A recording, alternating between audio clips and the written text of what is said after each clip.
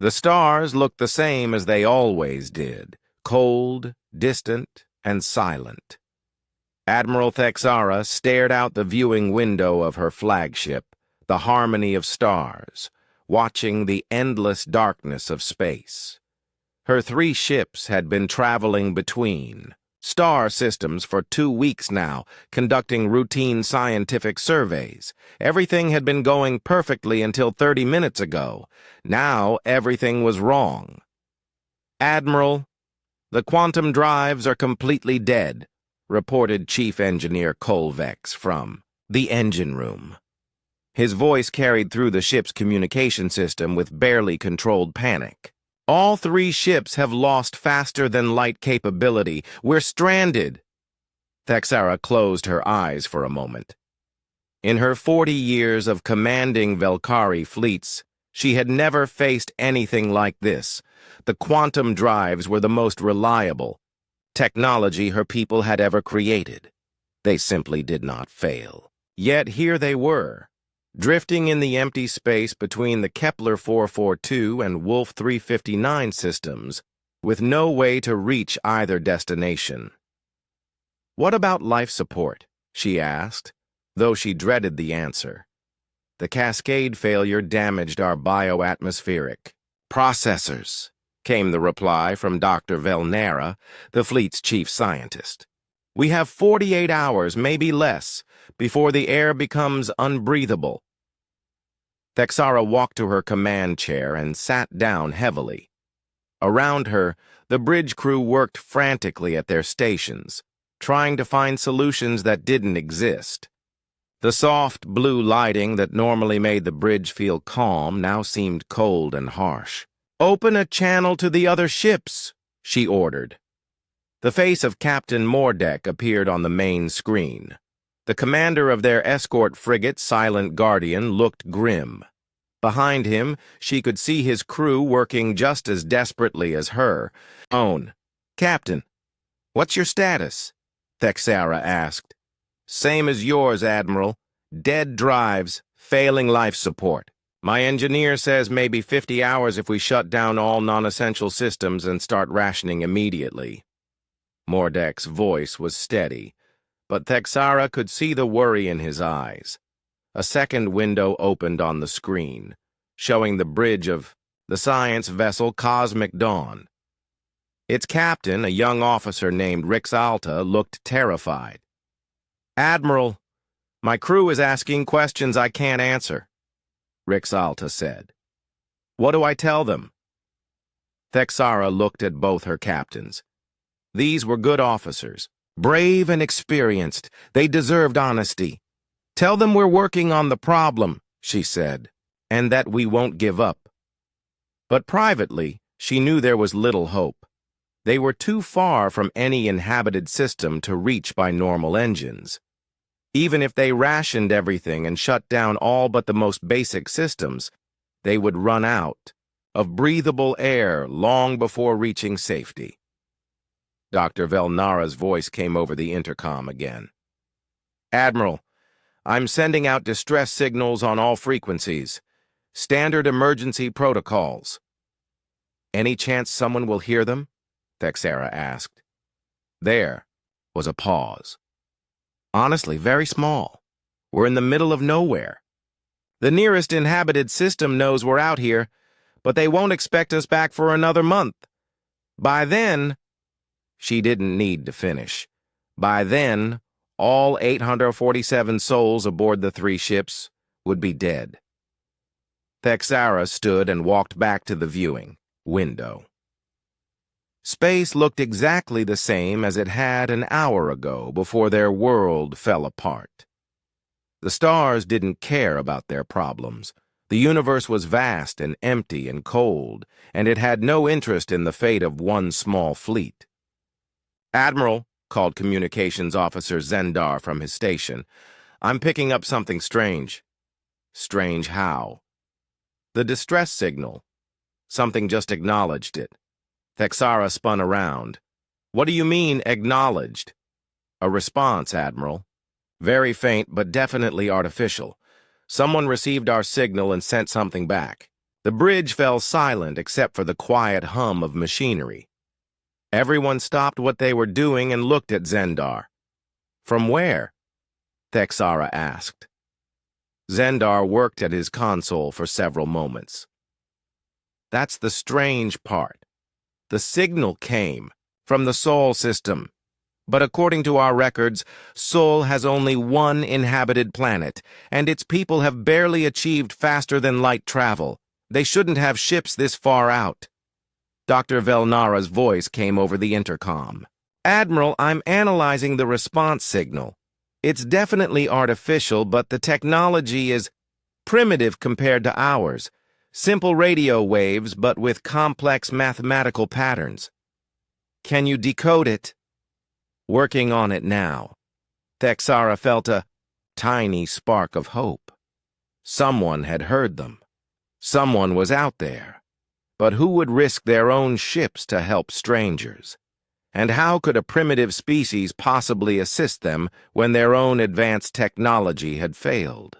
"Admiral," Zendar called out, "another signal coming in, much stronger this time." "Put it on speakers." The bridge filled with static, then a series of beeps and tones that gradually resolved into something that almost sounded like language. Dr. Velnara's voice came through the intercom, excited now. "Admiral, they're using mathematical constants. Pi, the speed of light, atomic weights of hydrogen and helium. They're trying to establish communication." "Can we respond?" "Already working on it. Sending back the same constants plus a few more. If they're as smart as they seem, they'll understand we're responding."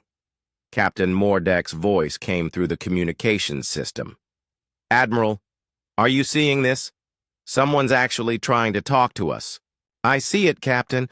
Dr. Velnara, how long until we can have a real conversation with them?" "Unknown.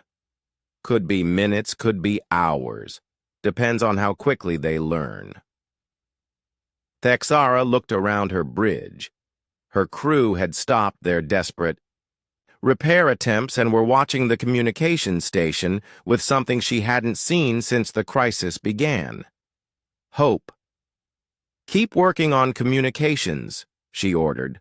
"All ships continue life support rationing, but don't give up on repairs. If these humans are coming to help us, we need to be ready." "Admiral," Dr. Velnara called from the science lab. "I'm getting energy readings. 3 ships, definitely artificial, moving toward our position at high speed." "How high?" "Faster than anything should be able to move on normal engines. They're pushing their technology beyond safe limits." Thexara smiled for the first time since the crisis began. Someone was rushing to help them. Someone was risking their own safety for complete strangers. "All ships, prepare for contact with an unknown species," she announced. "We're about to make history." Outside the viewing window, the stars looked the same as always, but now they didn't seem quite so cold or distant. Somewhere out there, strangers were racing through the darkness to save them. The universe suddenly felt a little less empty. Captain Lee Do-hyun stood in the command center of the Terra's Reach, staring at the display screen that showed 3 unknown ships drifting in the darkness ahead. His own small fleet of 3 vessels had been conducting humanity's farthest exploration mission when the alien distress signal reached them. "Captain, the signals are definitely coming from those ships," reported Lieutenant Choi Hana from the communications station. "And, sir, they're in serious trouble." Dr. Park Min-ho, the fleet's chief engineer, looked up from his analysis console. "Their energy signatures are failing, Captain. Whatever powers their ships is dying fast." Lee Do-hyun had been in space for 15 years, but he had never faced a decision like this. 3 human ships, carrying 1,200 people, were already at the edge of safe operating distance from Earth. Going further to help unknown aliens would put every human life at risk. "Commander Kim Nari, what's your assessment?" he asked the diplomatic. Officer standing beside him, Kim Nari studied the data streaming across her tablet. Sir, we're looking at first contact with an alien species. If we help them, we could be starting a relationship that changes everything for humanity. If we don't, she paused, we'll never know what we might have gained. And if we try to help and fail, we lose everything, said Commander Torres from the New Horizon. His face appeared on the communication screen, looking worried. Captain, we're talking about risking 3 ships and everyone aboard them for complete strangers. Captain Singh from the Prometheus Initiative nodded in agreement. Torres is right. We have families back on Earth counting on us to return safely. Lee Do-hyun walked to the large viewing window and looked out at the distant alien ships. They were barely visible dots against the star field, but he could imagine the people inside them, running out of air, running out of time. Dr. Park, can we help them? He asked. The engineer ran his hands through his black hair, a habit he had when thinking hard. Their technology is more advanced than ours, but the basic physics should be the same. If we can figure out how their systems work, maybe we can jury-rig something. How long do they have? Based on the energy decay I'm seeing, maybe 2 days, probably less. Lee Do-hyun closed his eyes and thought about his daughter back on Earth. She was only 8 years old, and she made him promise to come home safely. He thought about all the families depending on him to bring their loved ones back. Then he thought about the families aboard those alien ships, also running out of time. Lieutenant Choi, can we establish communication with them? He asked. I'm trying, sir. They seem to be using some kind of mathematical language, basic constants, physical laws. They're smart, whoever they are. Sir, Dr. Park said quietly, I've been analyzing their ships. They're not military vessels. One looks like a science ship, another like a cargo hauler. This is a civilian fleet. Lee Do-hyun nodded slowly. Civilians. Families, maybe. Scientists and explorers like us. He turned to face his senior staff. I want opinions. All of them. Commander Kim Nari spoke first. Sir, this could be the most important moment in human history. First contact with a peaceful alien species. If we help them, we show them that humanity is worth knowing. And if we can't help them? Asked Commander Torres from the screen. Then at least we tried, Kim Nari replied. At least they'll know someone cared enough to try. Dr. Park stepped forward. Captain, I've been studying their distress signals. They're not asking for much, just power, air, basic life support, things we might actually be able to provide. Might? Torres asked. Engineering is about solving problems, Park replied. I can't guarantee success, but I can guarantee we'll find a way to try. Lee Do-hyun looked at each face on his bridge, then at the faces on the communication screens. These were good people, brave people who had volunteered for humanity's most dangerous mission. They trusted him to make the right decision. Lieutenant Choi, send them a message, he said finally. Mathematical constants, whatever they'll understand. Tell them we're coming to help. Sir? Commander Torres looked surprised. Lee Do-hyun turned to the communication screen. Torres, Singh, I'm not ordering you to follow us. This has to be a choice each captain makes for his own ship and crew. Captain Singh was quiet for a long moment. Captain Lee, what would you do if it was a human ship out there? I'd already be moving to help them. Then that's what we do, Singh said. We help them because they need help. Commander Torres sighed. You're all crazy. But I've been in space long enough to know that sometimes crazy is the only thing that works. All right, Captain Lee. The New Horizon is with you. Lee Do-yun felt a surge of pride in his fellow captains. All ships, prepare for approach. Dr. Park, I want you working on ways to connect our systems to theirs. Commander Kim, start preparing first contact protocols. And everyone remember, we're not just representing ourselves, we're representing all of humanity. Captain, Lieutenant Choi called out, I'm getting a response from the alien ships. They're sending back the same mathematical constants we sent them, plus a few more. They're trying to talk to us, Dr. Park said with excitement. This is incredible. Sir, reported Ensign Park Jamin from the navigation station. I've plotted an intercept course. We can reach them in 6 hours if we push the engines to maximum safe speed. Make it 5 hours, Lee Do-yun ordered. And push the engines past maximum safe speed. Those people are dying. Yes, sir. The bridge hummed with activity as the crew prepared for humanity's first rescue of an alien species. Lee Do-yun watched the alien ships grow slowly larger on the screen as they approached. Captain, Dr. Park said quietly, there's something else. I'm reading 847 life signs across their 3 ships. 847 people, Lee Do-yun repeated. 847 families, counting on us. Sir, what if we can't save them all? Asked Kim Nari. Lee Do-yun thought about his daughter again, about her smile when he promised to come home. Then he thought about 847 alien families who might never see their loved ones again. Then we save as many as we can, he said, and we never stop trying until the last possible moment. Contact in 5 hours, reported Ensign Park.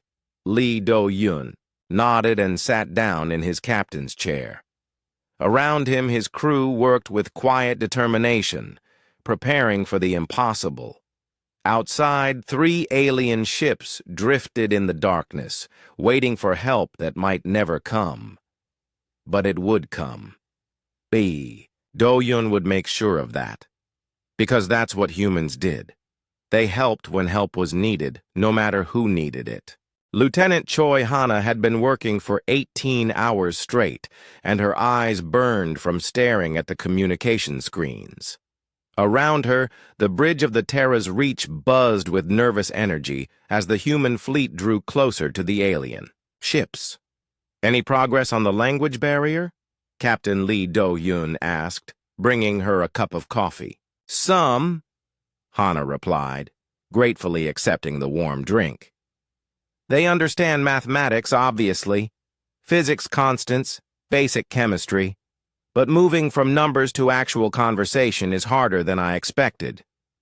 Dr. Yang So-min approached from the science station, carrying her tablet. I've been analyzing their biosignatures. They breathe something similar to our air mixture, but with subtle differences. We might be able to help them, but we need to be careful about contamination. Chief Petty Officer Jang Woo-bin, the security chief, looked up from his preparations. Doc, what kind of contamination are we talking about? Unknown diseases, incompatible bacteria, chemical reactions between our biology and theirs.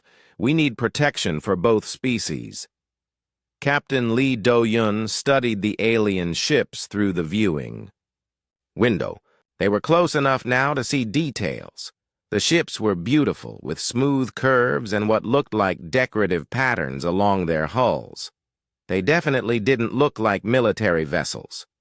Hana, try sending them images, he suggested. Basic pictographs. Show them humans. Show them helping. Hana nodded and began working at her console. I'll start with simple concepts. Friendship, assistance, cooperation. On the alien flagship, Admiral Thexara paced her bridge as her crew worked frantically to extend their remaining life support. The strange ships were getting closer, and she could see them clearly now. They were smaller than Velkari vessels, but looked solid and practical. Admiral, we're receiving more signals from the approaching ships, reported Zendar. Not mathematics this time. Images. Show me. The main screen filled with simple pictures. A figure that might be a human, pointing to itself. The same figure, extending a hand to another figure. Multiple figures working together to lift a heavy object. Dr. Vel Nara's voice came through the intercom from the science lab. Admiral, they're showing us cooperation, helping, working together. These beings want to assist us. Can we respond with similar images? Already working on it. Within minutes, the Velkari sent back their own pictures. A Velkari figure in distress, human figures approaching, both species working together. On the human ship, the bridge crew cheered when they saw the response images. They understand, Hana said excitedly. They want our help. Dr. Yang, what about those contamination concerns? Captain Lee asked. Dr. Yang Soman checked her readings. I'm seeing environmental suits in their images. They're thinking about the same problems we are. Smart. Good. Hana, can you send them technical diagrams? Show them our life support systems, our power systems? Hana worked for several minutes, creating simple drawings that showed human ships, air recycling systems, power, generators. The response came quickly, similar diagrams of alien technology. Dr. Park Min-ho studied the alien technical drawings with growing excitement. Captain, this is incredible. Their technology is more advanced, but it follows the same basic principles as ours. I think we can actually connect our systems to theirs. How? Look at this. Park pointed to his screen, which showed both human and alien power systems side by side. They use quantum field generators, we use fusion reactors. Different technology, same output. Electrical power. With the right adapters, we might be able to share power between ships. Chief Petty Officer Jang Wubin approached the captain. Sir, I've prepared isolation suits for the boarding parties. Dr. Yang's designed filters that should protect both species from biological contamination. Boarding parties? Captain Lee asked. Sir, if we're going to connect our ships to theirs, someone has to go over there and make the connections. That's going to require human crews working on alien ships. Captain Lee thought about the risks. Sending humans onto unknown alien vessels was dangerous in ways they couldn't even imagine. But the aliens were dying, and time was running out. Dr. Yang, how confident are you about the biological safety measures? 90% confident the suits will protect us from immediate threats. Long-term effects, I can't predict. And them? Will they be safe from us? As far as I can tell, yes. But, Captain, we're working with incomplete data. Lieutenant Choi Hana looked up from her station. Captain, I'm getting more detailed images from them. They're showing us their failing life support systems, and they're showing us how much time they have left. How much? Hana's face went pale as she studied the alien countdown displays. 18 hours, maybe less. The bridge fell silent. 18 hours to figure out alien technology, make connections between incompatible systems, and save 847 lives. All right, Captain Lee said. We do this. Dr. Park, start preparing connection systems. Yang, get your best people ready for EVA. Operations. Dr. Yang, I want biological monitoring on everyone. And Hana, keep talking to them. Let them know we're coming. Sir, came Commander Torres's voice over the intercom. The New Horizon is ready to assist. Captain Singh reports the Prometheus initiative is also standing by. Good. We're going to need all 3 ships for this. Dr. Park Min-ho was already deep into technical planning. Captain, I'll need teams on all their ships simultaneously. If we can establish power sharing with all 3 vessels, we might be able to stabilize their Life support long enough to work on permanent repairs. Do it. Hana looked up from her communication station. Captain, they're sending us something new. Names, I think. Individual identification for their leaders. The main screen showed alien symbols next to simple drawings of figures in what looked like command positions. They're introducing themselves, Dr. Yang said with wonder. This is first contact, and they're telling us who they are. Captain Lee Do-hyun straightened his uniform and looked at the alien symbols on the screen. Somewhere on those ships, alien commanders were making the same leap of faith he was, trusting complete strangers with their lives. Hana, send them our names too. Let them know who we are. Yes, sir. As the human ships moved into position around the alien fleet, Captain Lee felt the weight of history. Whatever happened in the next 18 hours would determine not just the fate of 847 aliens, but the future relationship between two species. All stations, prepare for the most important mission in human history, he announced. We're going to save them all. Engineer Song Hyun-woo floated in the cold vacuum between the human ship Terra's Reach and the alien vessel Harmony of Stars. Through his helmet visor, he could see the smooth, curved hull of the alien ship up close. It was beautiful, but beauty wouldn't save the lives inside. Hyun-woo, what do you see? Came Dr. Park Min-ho's voice through the communication system. The alien hull is made of some kind of metal I don't recognize, Hyun-woo replied, running his gloved hands over the surface. But I can see what looks like access panels. Same basic idea as our ships, just different design. Behind him, technician Lim Ji-won worked with a team of specialists to position the power coupling they had built in the last 6 hours. It was a strange-looking device, half human technology and half improvised components, but it might just work. Ji-won, is the coupling ready? Hyun-woo asked. As ready as it's going to be, she replied. I've never built anything like this before. We're basically trying to plug a household lamp into an alien power grid. On the bridge of the Terra's Reach, Dr. Park Min-ho watched the EVA operation through cameras mounted on the work suits. The technical challenge seemed impossible. Human fusion reactors operated on completely different principles than alien quantum field generators. Park, talk to me, came Captain Lee Do-hyun's voice. Can we really make this work? In theory, yes, Park replied, studying the data streaming from the EVA team. Both systems produce electrical energy. The voltage and frequency are different, but that's what the coupling device is for. It's like a universal translator, but for electricity. And in practice? Park hesitated.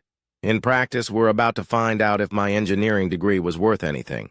On the alien ship, Dr. Velnara worked frantically with her own engineering team to prepare their systems for the human power connection. The concept was simple enough: accept power from the human ships to keep their life support running. But the execution was anything but simple. Dr. Velnara, came Admiral Thexara's voice over the intercom. Are you certain this will work? I'm certain it's our only chance, Velnara replied. The human technology is primitive by our standards, but it's also incredibly robust. They build things to last, to work under any conditions. Through the viewing window of her lab, she could see the human EVA teams working on the hull. They moved with purpose and confidence, as if connecting alien ships was something they did every day. Admiral, the humans are requesting permission to send a team inside our ship. Thexara felt a moment of fear. Allowing aliens inside their ship was an enormous risk, but they were out of options. Permission granted, but maintain security protocols. Back in space, Petty Officer Ko Tae-hyung led a team toward an airlock on the alien ship. They had studied the alien technical diagrams for hours, trying to understand how their systems worked. "Remember," Ko said to his team, "we're guests here. Be respectful, be careful, and don't touch anything unless Dr. Velnara tells you to." The alien airlock was different from human designs, but followed the same basic principles. After several minutes of careful work, Ko's team was able to cycle through and enter the alien ship. The first thing Ko noticed was the smell. Not unpleasant, but definitely not human. The air felt thicker somehow, and there was a faint humming sound that seemed to come from everywhere at once. "Human team, this is Dr. Velnara. Can you understand me?" Ko looked around and saw a figure in an environmental suit approaching them. The alien was taller than a human, with longer limbs, but moved with familiar grace. "We understand you, Dr.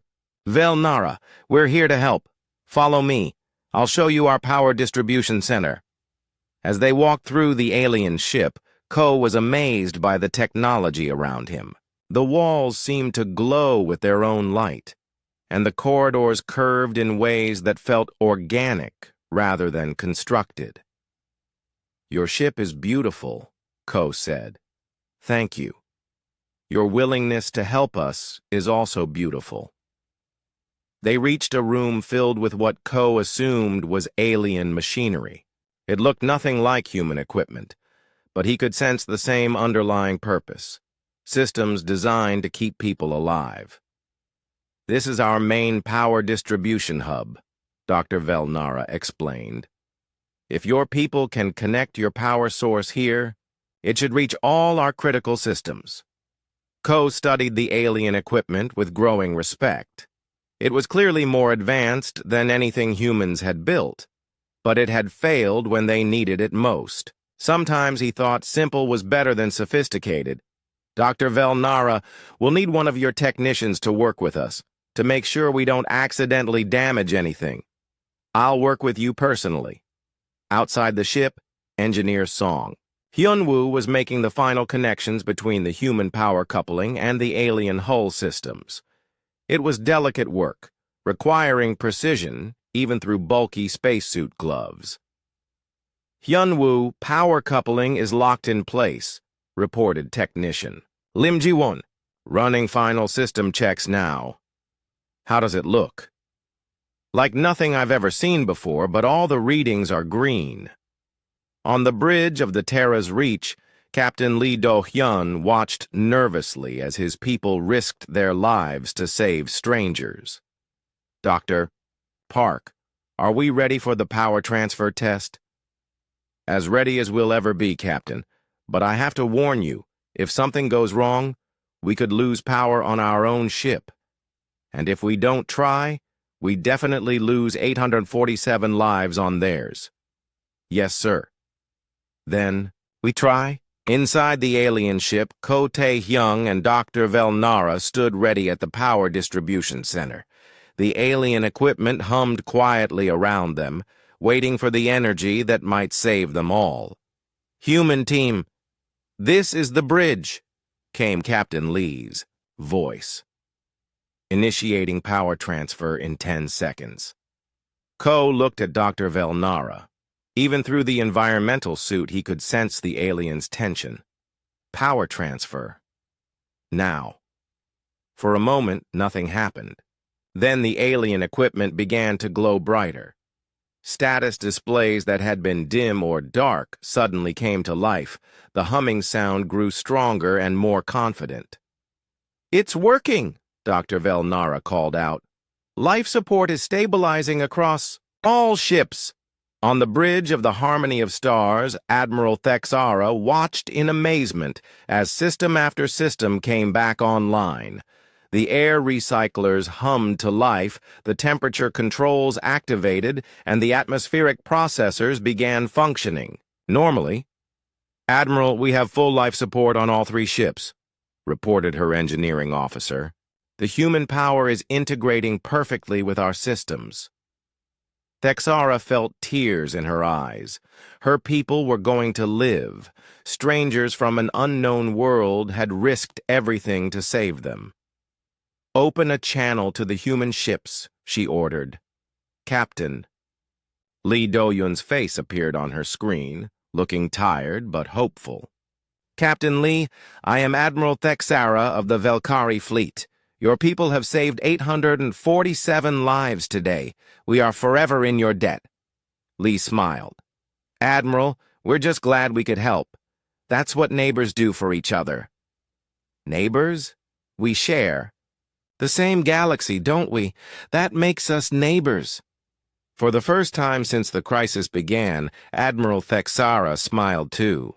Medic Sergeant Bae Ji-hyun had treated everything from broken bones to radiation poisoning during her 10 years in space, but she had never treated an alien.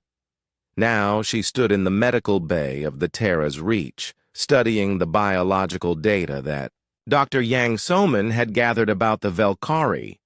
"Their basic biology is surprisingly similar to ours," Dr. Yang explained, pointing to charts on the wall. "They breathe oxygen. Their blood carries nutrients the same way ours does, and they seem to feel pain like we do."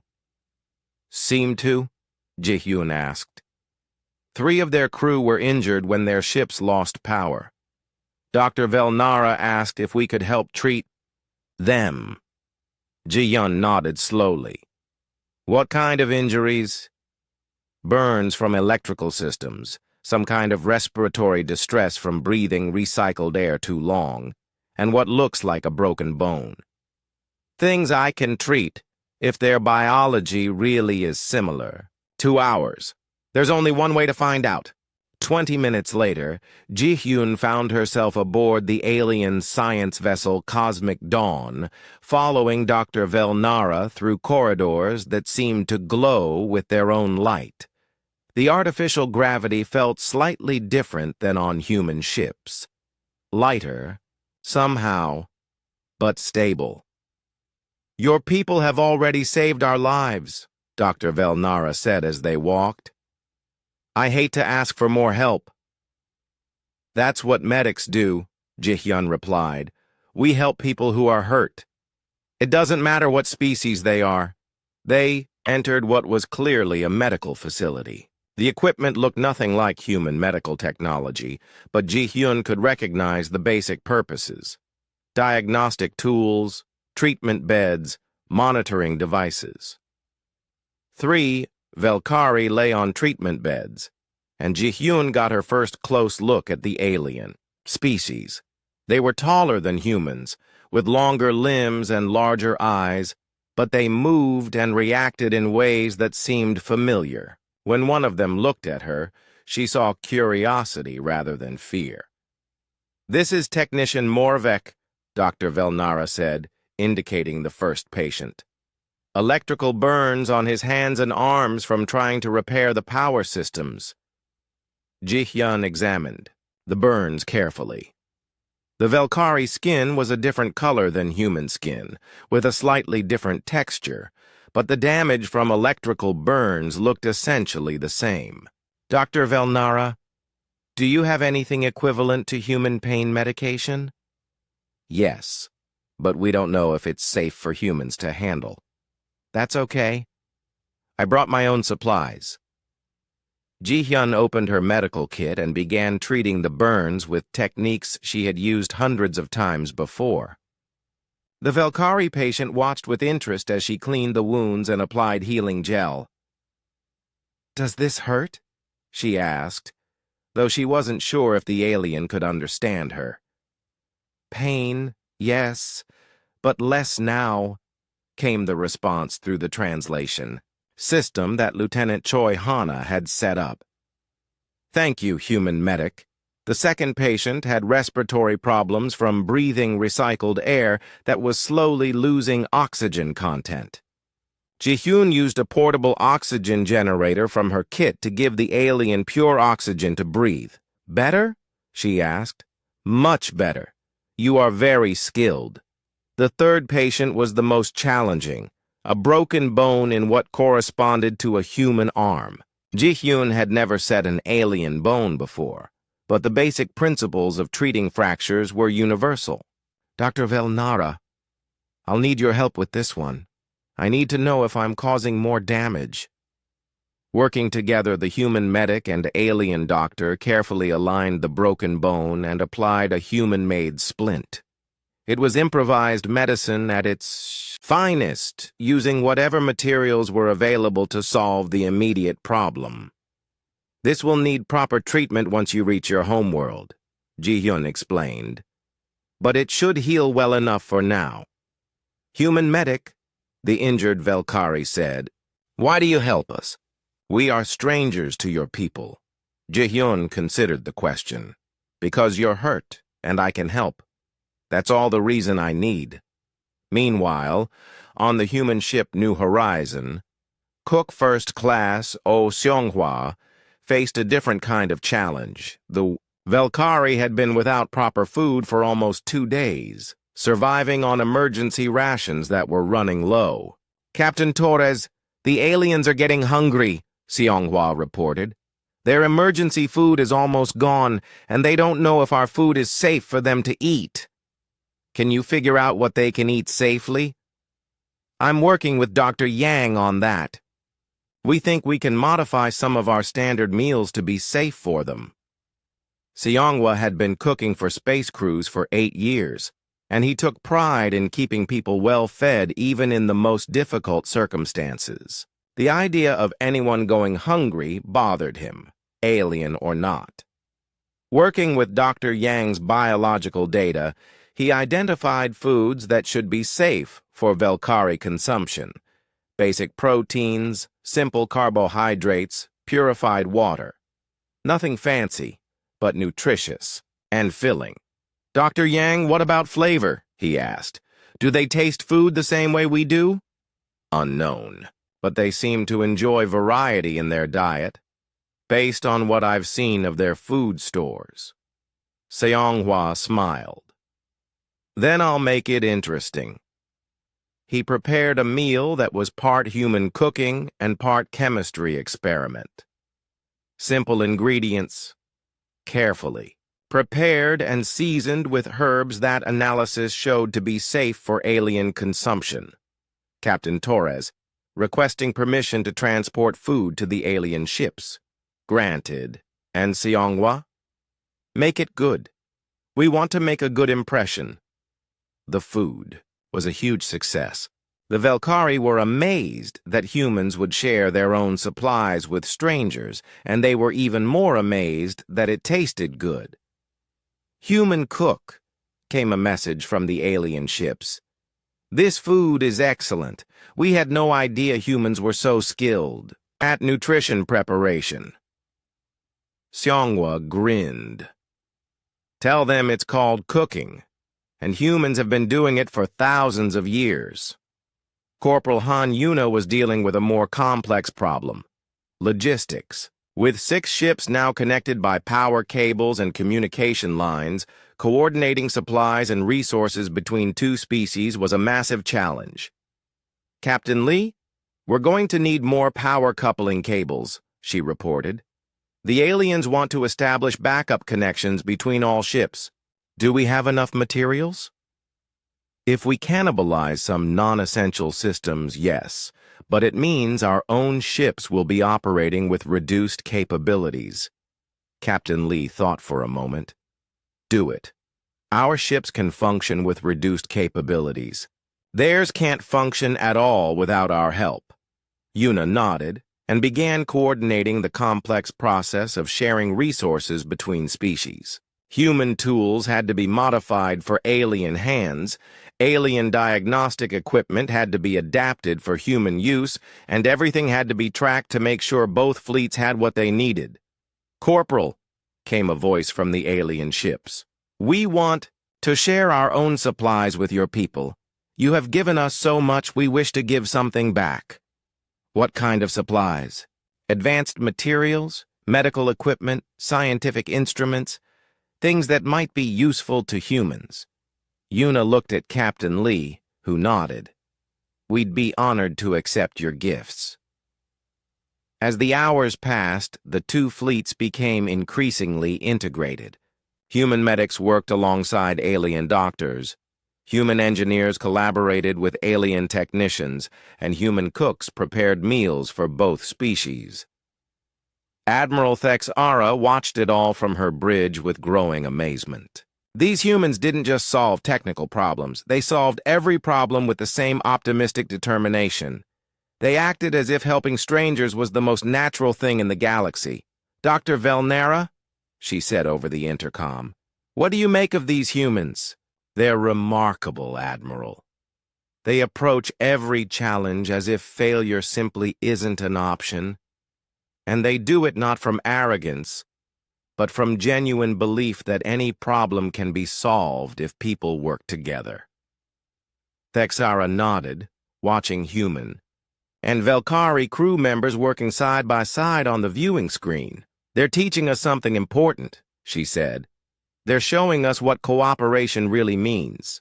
Navigator Lee Sunmi stared at the star charts spread across her navigation table, trying to solve a problem that had never been attempted before. The Velkari ships now had stable life support thanks to human power sharing, but they still couldn't travel faster than light. Getting them home would require something that had never been tried by either species. "Captain Lee, I think I have a solution," she announced. "But you're not going to like it." Captain Lee Do-hyun approached her station, followed by Dr. Park Minho and Commander Kim Nari. "Let's hear it." Sunmi pointed to her calculations. "The Velkari ships are too damaged to achieve faster-than-light travel on their own. But our ships can carry them." "Carry them how?" Dr. Park asked. "We modify our ships to create mechanical connections with theirs. Essentially, we turn this into one large combined fleet, with our engines providing the FTL capability for all 6 ships." Captain Lee studied the diagrams. "Has anything like this ever been attempted?" "No, sir.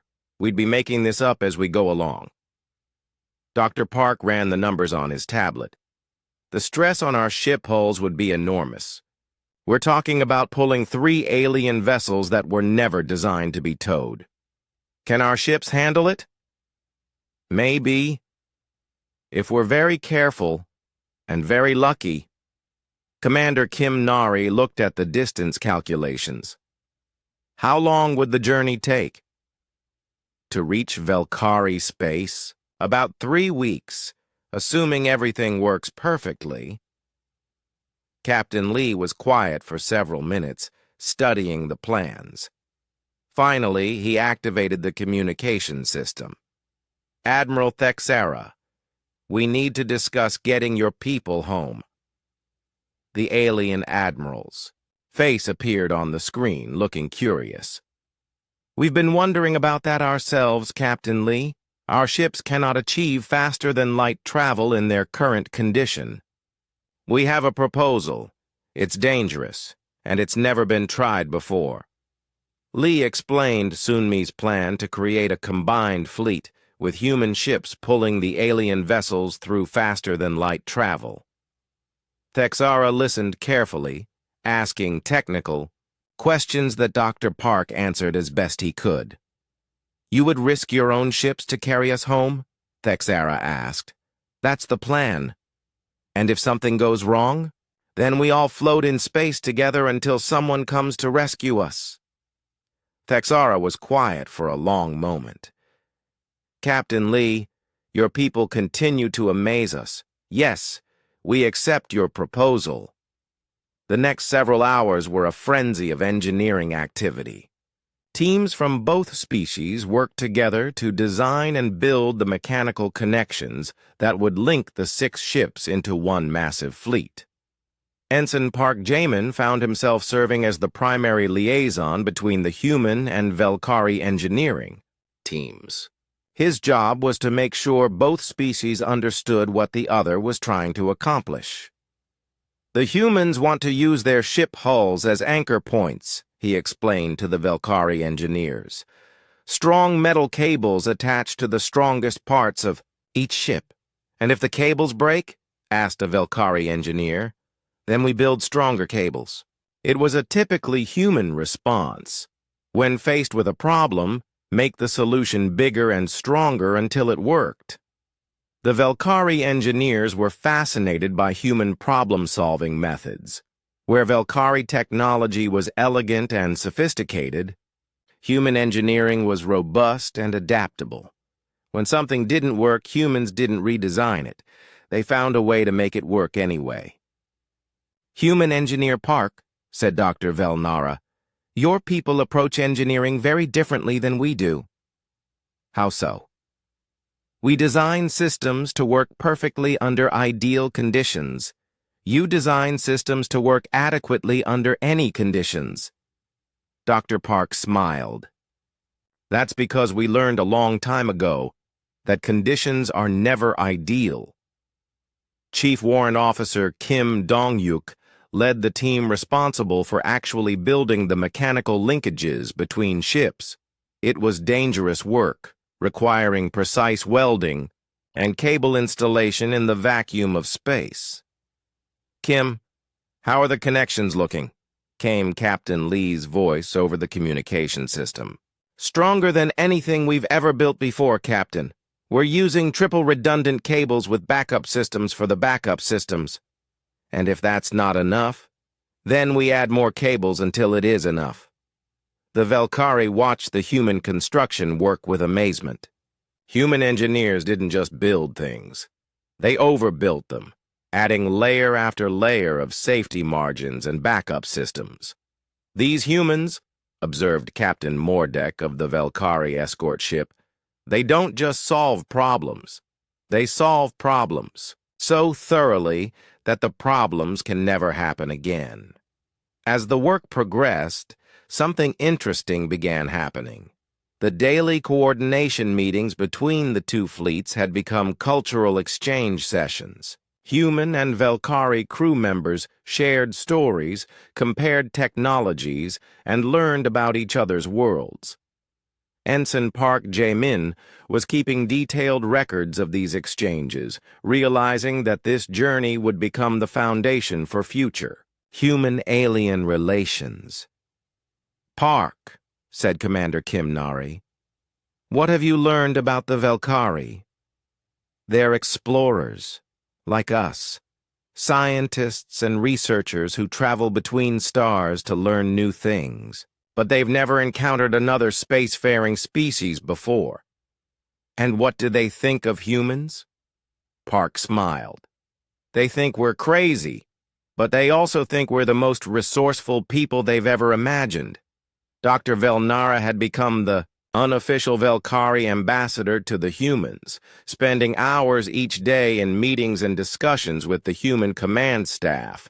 She was fascinated by human culture and history. "Captain Lee," she said during one of their planning sessions, "your people have a saying, 'Necessity is the mother of invention.' Is this correct?" "That's right.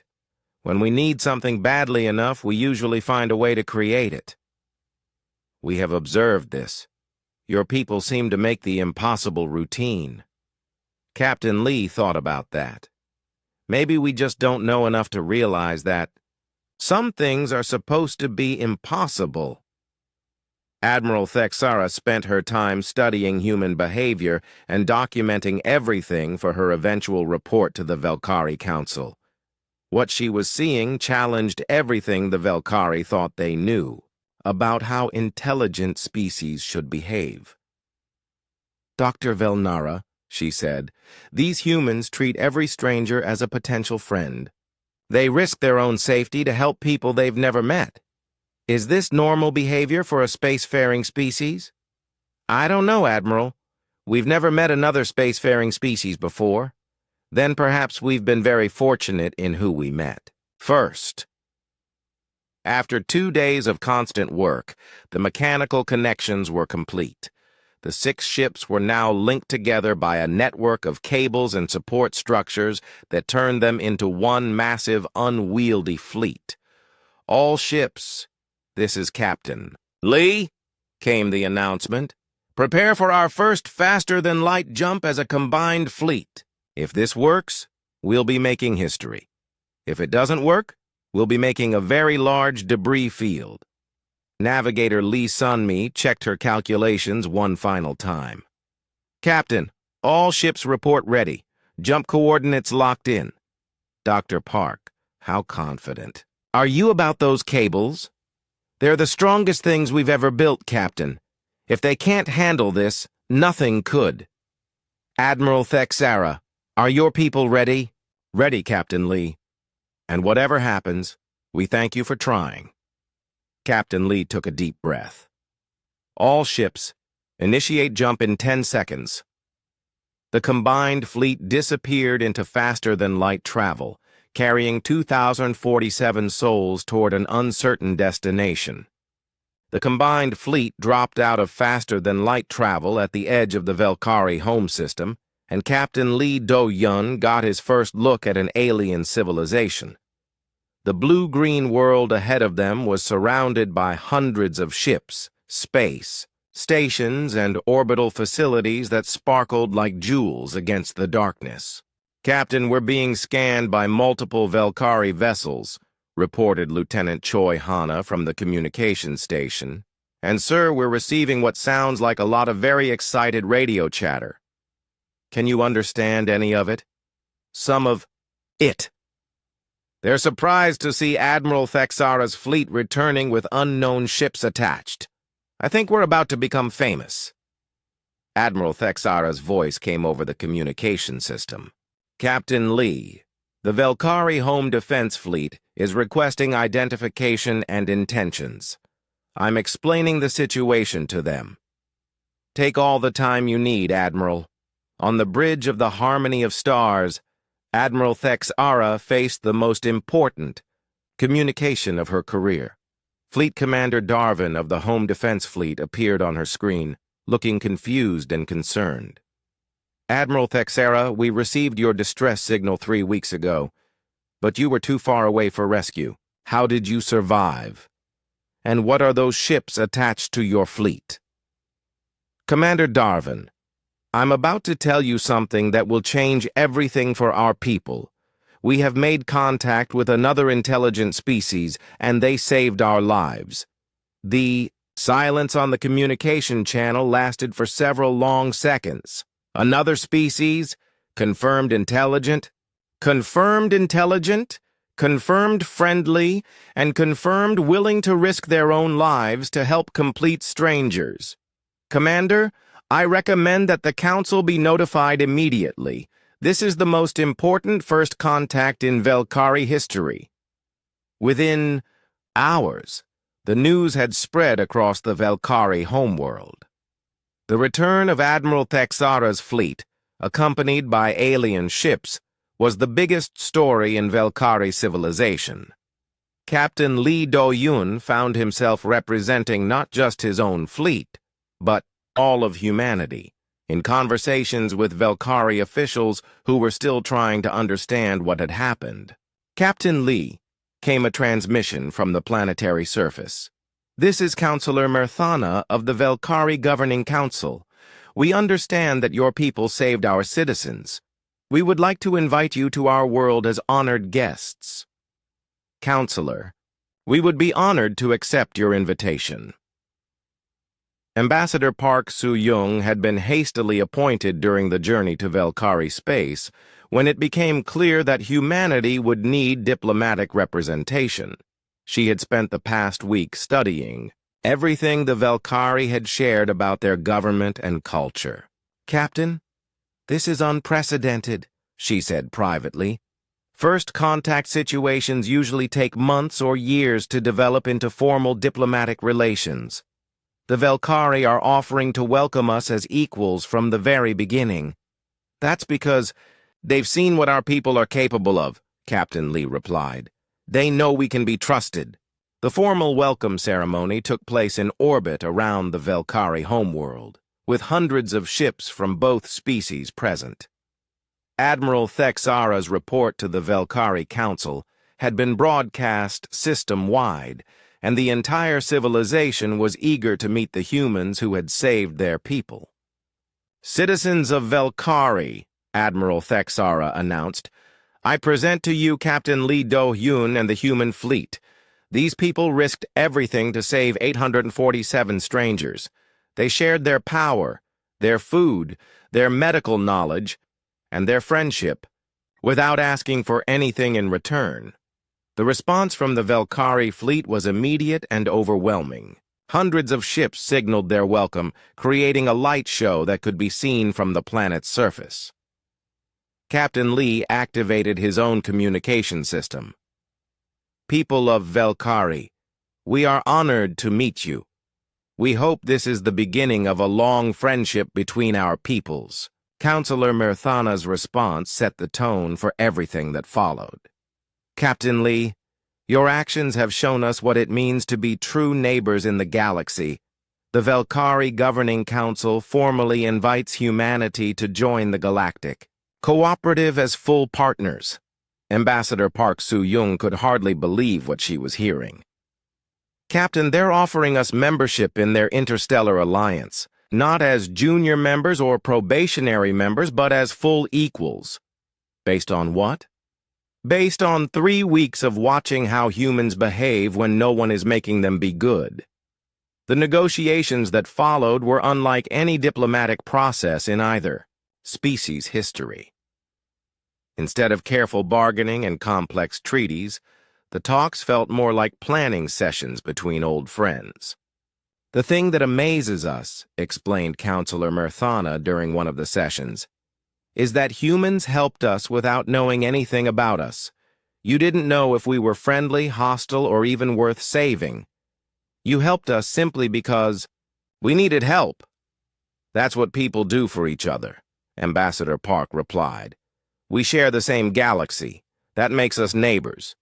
It was the same thing Captain Lee had said weeks earlier, and it had become the foundation of human-Velkari relations. Dr. Velnara presented the technical analysis that had amazed the Velkari scientific community. "The humans took our most advanced technology and made it work using principles we had never considered.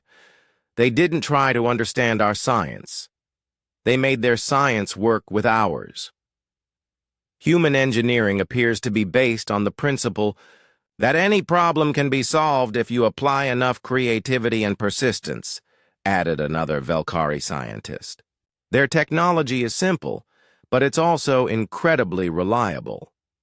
The cultural exchanges continued on the planet's surface, where human and Velkari civilians met for the first time. The results were everything the combined fleet had experienced, but on a much larger scale. Human musicians collaborated with Velkari artists to create new forms of music. Human engineers worked with Velkari scientists to design improvements to both species' technology. Human teachers shared Earth's history while learning about Velkari civilization. "It's remarkable," observed specialist Yoon Soo-hyun, who was now documenting the planet-wide cultural exchange. "Both species are learning and growing from this contact. It's exactly what first contact should be." The establishment of joint research stations happened faster than anyone had expected. Within weeks of the fleet's arrival, human and Velkari scientists were working together on projects that neither species could have accomplished alone. "The combination of human adaptability and Velkari precision is incredibly powerful," reported Dr. Park Min-ho from the first Joint Engineering Facility. "We're solving problems that have challenged both our species for years."